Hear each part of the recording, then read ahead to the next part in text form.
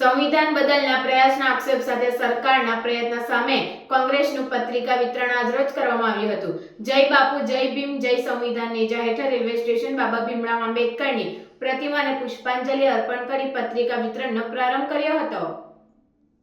સંવિધાન બદલવાના મુદ્દે પ્રદેશ કોંગ્રેસ સમિતિ દ્વારા સમગ્ર રાજ્યમાં તાલુકા વિસ્તારમાં સંવિધાન બચાવવાના ભાગરૂપે પત્રિકા વિતરણ કરવામાં આવ્યું હતું, જેના ભાગરૂપે આજરોજ અંકલેશ્વર શહેર અને કોંગ્રેસ સમિતિ દ્વારા કાર્યક્રમ નિરીક્ષક અસલમ સાયકલવાલાની આગેવાનીમાં અંકલેશ્વર રેલવે સ્ટેશન ખાતે આવેલા ડોક્ટર બાબા સાહેબ ભીમરાવ આંબેડકરની પ્રતિમા ખાતે એકત્ર થયા હતા અને પુષ્પાંજલિ અર્પણ કરી હતી। જય બાપુ જય ભીમ જય સંવિધાન નેજા હેઠળ પત્રિકા વિતરણ શરૂ કરવામાં આવ્યું હતું। આ પ્રસંગે જિલ્લા કોંગ્રેસ પ્રવક્તા નાઝુ ફળવાલા, શહેર કોંગ્રેસ પ્રમુખ ભૂપેન્દ્ર જાની, તાલુકા કોંગ્રેસ પ્રમુખ ગિરીશ પટેલ સહિતના તાલુકા અને શહેરના હોદ્દેદારો અને કાર્યકરો સાથે સ્ટેશન રોડથી પ્રત્યેક દુકાન પર જઈ સંવિધાન અંગે જાગૃતિ ફેલાવતી પત્રિકાનું વિતરણ કર્યું હતું। પ્રદેશ કોંગ્રેસ સમિતિ દ્વારા સમગ્ર ગુજરાતના તાલુકા લેવલે જય બાપુ જય ભીમ જય સંવિધાનના નારા સાથે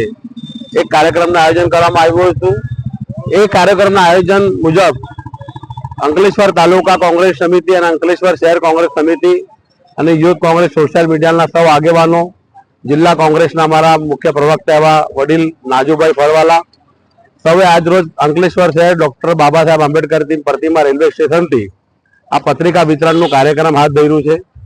મુખ્ય મુદ્દો એટલો જ છે કે આજની જે સરકાર છે એ સંવિધાન બદલવા માંગે છે અને કોંગ્રેસના સૌ નીચેથી લઈને રાહુલ ગાંધી, મલ્લિકાર્જુન ખરગેજી, પ્રિયંકા ગાંધીજી કે સોનિયા ગાંધીજી સુધીના તમામ નેતાઓ આ સંવિધાન બચાવવા માટે મરણિયા બન્યા છે અને દેશ જે આઝાદ થયો ત્યારથી સૌને પોતપોતાનો ધર્મ અને જાતિના હિસાબે પોતાના રીતે જીવવાનો અધિકાર છે। એ અધિકાર છીનવાનો જે હીન પ્રયાસ આજના ભારતીય જનતા પાર્ટીની સરકાર દેશમાં કરી રહી છે,